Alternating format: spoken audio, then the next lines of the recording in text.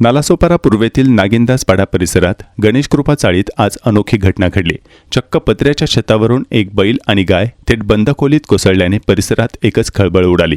टेकडीजवळ या चाळीच्या छतावर जनावरे पोहोचली असावीत। कमकुवत पत्रे त्यांच्या वजनाने तुटल्याने दोन्ही जनावरे खाली खोलीत पडली।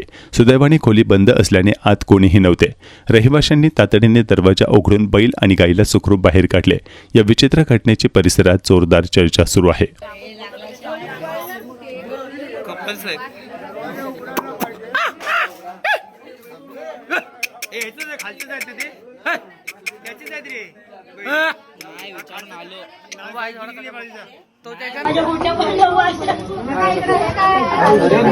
आतमध्ये नाही होतो गेलेलं सगळं पडला तर तिकडे बस नाही आता परत कुठे तरी जाते रामा तुम्ही जाते आतमध्ये एकच आहे दोन आहे हा बैल आहे पुढे जाय बोलायला दरवाजा तोडला बैलच आहे